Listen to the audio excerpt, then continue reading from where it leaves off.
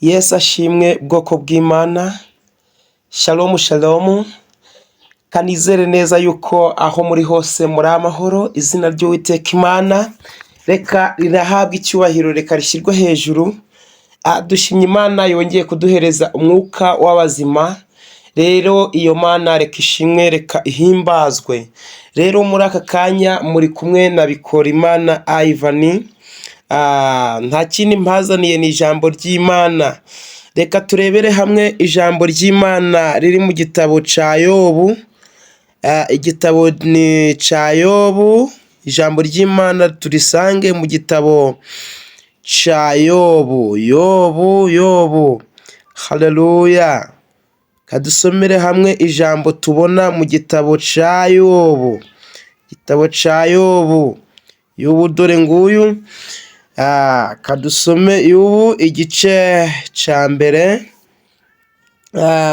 Turasoma umurongo wa 20 n'uwa 22. Turasoma umurongo wa 20 n'uwa 22.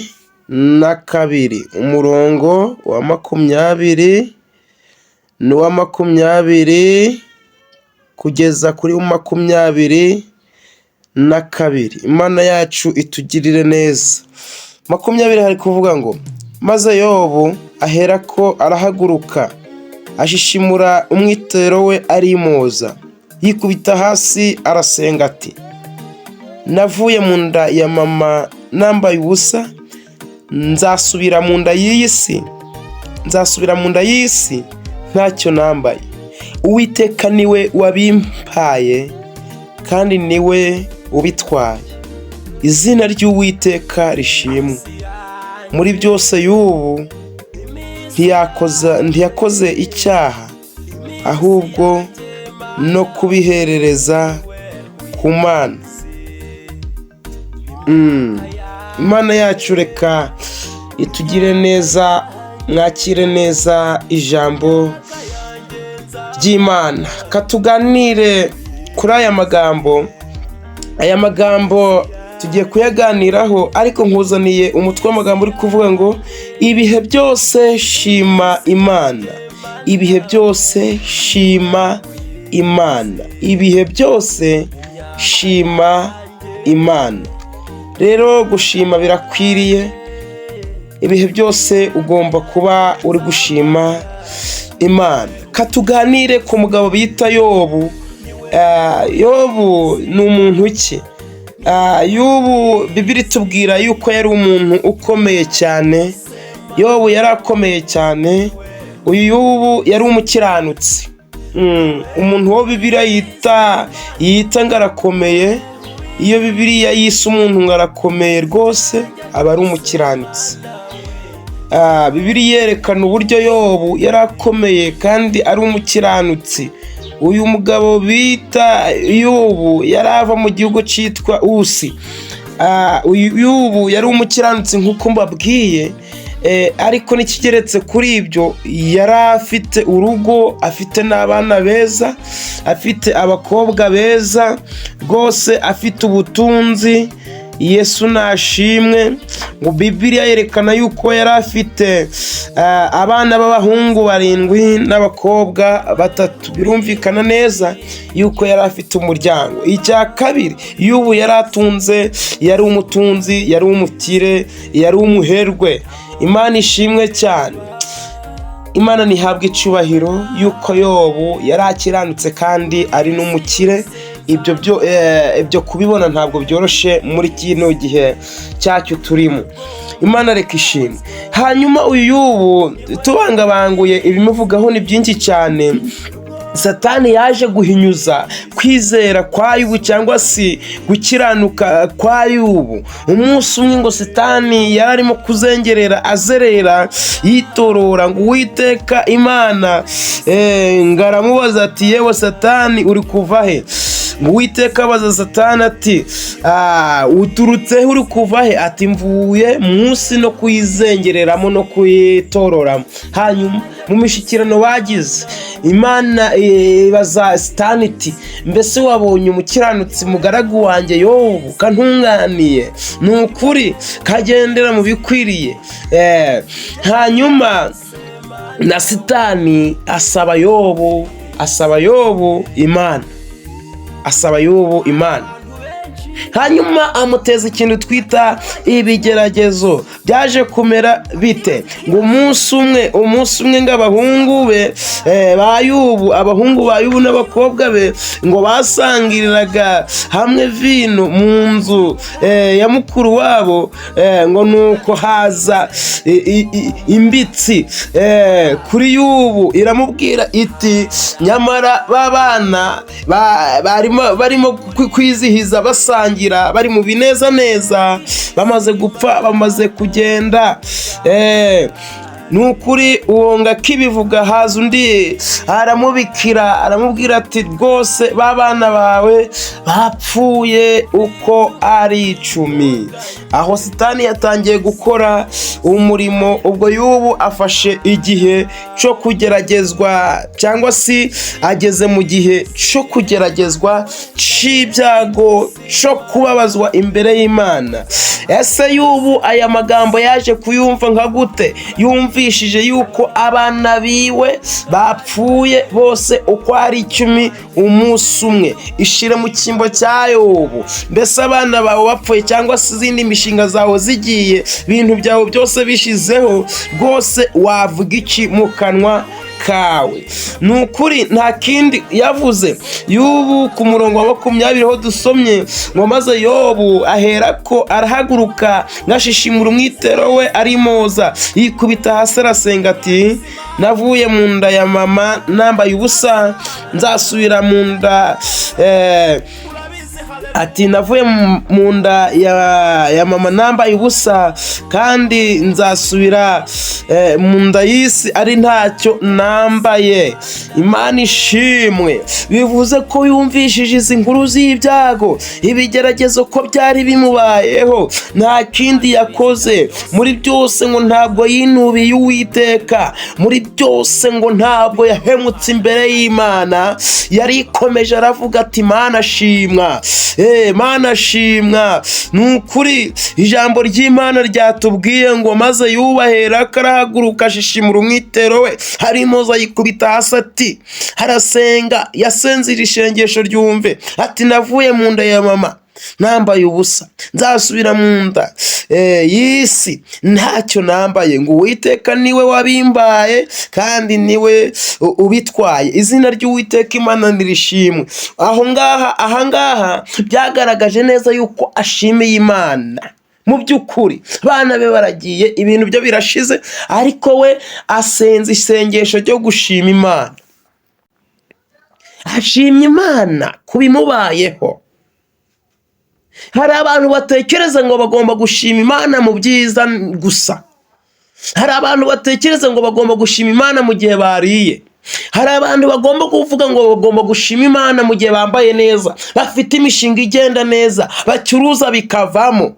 Ariko mwene data reka nkubwire ngo iminsi ntabwo isa, kandi reka nkubwire ngo ushobora kumara umwaka unezerewe, ugundi mwaka ntabwo uzagufata unezerewe. Yesu ashimwe. Yobu ngashima Imana, hasenga isengesho ati navuye mu nda ya mama nambaye ubusa, nzasubira mu nda y'isi hari ntacyo nambaye. Uwiteka niwe wabimbaye kandi niwe ubyitwariye, ngo izina ry'Uwiteka Imana nirishimwe.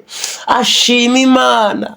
Ndeka mbabaze, kubera iki dushima Imana mu gihe twabonye ibyiza gusa? N'umuntu yabona ibibi mu rugendo no kuva ku Mana akayivaho. Umuntu yabona ibigeragezo ku Mana agasenga amashengesho atabaho, ngati Imana nukora bino uzaba witwa Imana. Ubundi si byo bigeragezo byawe bibuza Imana kwitwa Imana? abakirisito barashize ngo bagomba gushima Imana mu gihe babonye ibyiza gusa. Ntabwo uzahirwa gusa mu rugendo, ntabwo uzabonera mu rugendo ntiharimo ibyiza gusa, ahubwo harimo guhura n'impanuka, ahubwo harimo guhura n'uburwayi, harimo guhura n'abakuvuga, harimo guhura n'ukuri n'abakuroga, harimo guhura n'abo ngabo bakubuza amahoro, harimo guhura n'ikigeragezo, harimo gutarama umusozi unyerera, harimo kugendera ahantu hanyerera. Ndakubwiye ngo urugendo rurimo amakona. Ni ukuri iyo ugeragejwe, iyo ugeze mu kaga, iyo ubonye ibigeragezo, weho mbese bigenda nkagute? Bigenda nkagute? Yo bashima Imana. Hari ikintu gikomeye tugomba kwibaza. Uyu Yobu avugaga no magambo yarebye yuko ibimubayeho hari ntacyo bimubariye. Icya kabiri, bitashobora guhindura umugambi w'Imana ku buzima bwe. Icya gatatu, bitatuma ava ku Mana.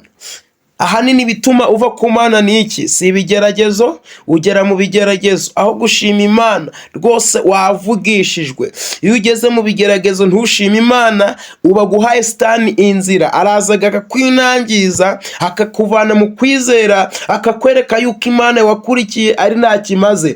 Ni ukuri uyu Yobu yakomeje kugeragezwa, si byarangiriye hano. Yarageragejwe arwara n'ibishute kugeza igihe umugore wiwe yamwihakaniye. Aravuga ati Imana y'ufite nta kimaze, ushaka wayivaho ukayihakana. Yaramusubije ati uvuze nk'umwe mu bagore b'abaki b'abapfapfa. Haramubaza ati ese mugore mwiza, twabona ibyiza ni ukuri gusa mu rugendo akaba ariho dushima Imana, twabona ibibi tukayivaho? Nawe ibaze, kangahe uvuye ku Mana kubera ibigeragezo? Kangahe ushimye Imana mu byiza gusa? Ati ndashima Imana yuko nambaye neza. Ubundi niyo myambaro nta kimariye Imana, nubwo ushima ngo wambaye neza. Reka nkubwire icyo ugomba gushimira Imana, nuko Imana yaguha ugahana mugenzi wawe. Imana ishimwe. Amashimwe ujya uvuga ni ayahe? Amashimwe uhora ushimira Imana ni ayahe? Ibihe byose Imana kigomba kwitwa Imana. Abakozi b'Imana barageragejwe, bananiwe gushima Imana, bavuye imbere z'Imana. Imana ishimwe cyane. Hari ijambo rikomeye cyane ryo turi buze kureba mu Batesalonike. Abatesalonike ba mbere, aho ngaho mu Batesalonike ba mbere, katugere mu Batesalonike ba mbere. Abatesalonike ba mbere bo bavuze iki? Abatesalonike ba mbere ku bice 5, aho ngaho ku murongo wa 16, ijambo ry'Imana rikubwira ngo nguki? Ngo mwishime iteka, ngo musenge ubudasiba, ngo mubibaho byose muhore mushima, kuko ari iby'Imana ibashakaho muri Kristo Yesu. Ntimukazimye umwuka w'Imana rero. Imana ishimwe. Mubibaho byose muhore mushima. Nta kindi, mubibaho hari amakuba, hari ibyago n'ibigeragezo. Mubibaho ntari umunezero gusa. Ugomba gushima. Mu gihe waburayeho, Imana ntabwo ari Imana. Mu gihe rwose ibigeragezo bikwishe, Imana ntabwo ari Imana. Reka nkubwire ngo shimira Imana uko ubayeho kose. Hari ibitagenda neza ku buzima bwawe, hari ibyo ubona bitagenda neza, hari ibyo ubona ni ukuri bikuzengereje, hari ibyo ubona bikukomereye, ariko nta kindi, mu kwikomeza shima Imana. Imana ntabwo igomba kwitwa Imana mu gihe wabonye ibyiza. Twabonye yuko abasomye amateka y'abana b'Isirayeli, Moses yari yaragushije ishano rwose. Umuyobozi wabo Moses wabavanye mu gihugu cy'uburetwa mu rugendo, yari yaragushije ishano. Mu gihe baburaga amazi yo kunywa, bakabura ibyo kurya, bahukaga Mose, bakamwahuka ngo ati waje gutwikira hano. Ntabwo bagashimiye Imana yabavanye mu gihugu cyo mu Egiputa, ariko bari gukomeza kuyibanja. Mu gihe bagezweho n'akaga bateye induru. Ndashima yabuze n'uwayo. Imana ishimwe cyane. Ndagutangariza ngo mu byiza ndetse no mu bibi shima Imana. Mu gihe usaba umugabo mwiza ariko akaba yaratinze, shimira Imana ukuri. Ku kigero uhagazemo shimira Imana. Wa muhanuzi we shimira Imana. Reka kwicira inzira. mu gihe ukoreye Imana ukabona ibintu biranze rwose, dore ko gukorera Imana ntibyakubuza kutaburara. Ntibyakubuza kutaburara, kandi kuburara kwawe ntikwavanaho ubumana. Imana ntiyahinduka, ntibyatuma Imana ititwa Imana. Kangaho uburayi ugatangira gucira Imana urubanza, uri kuyicira urubanza kandi izaza kugucira urubanza. Hanyuma Imana itugirire neza kandi Imana itwiteho. Ibihe byose ugomba gushima Imana. Yubashimira Imana ku bimubayeho. Dukomeje gusoma igitabo cya Yobu, hari amagambo yavuze ati ku bice 7 umuntu akiri mu isi aba afashe igihe mu ntambara. Umuntu akiri mu isi aba afashe igihe mu ntambara. Utekereza ngo uzahora wishima? Utekereza ngo uzahora ubona ibyiza gusa? Utekereza ngo uzahora rwose uri mu munezero? Utekereza ngo rwose ntuzagira icyo ukena? Mu bibaho byose muhore mushima amagambo y'Imana mu gitabo cy'Abaroma. Ugiye mu gitabo cy'Abaroma, ugiye mu gitabo cy'Abaroma, Abaroma ibice 8 ku murongo wa 31. Abaroma ibice 8 uhereye ku murongo wa 31 hari amagambo ahari. Abaroma 8:31 haravuze ngo, none ubwo bimeze bityo tuvuga iki? Ubwo Imana iri mu ruhande rwacu, umubisha wacu ninde? Mbese ubwo itimanya umwana wayo ikamutanga ku bwacu twese zaburite kumuduhana n'ibindi byose?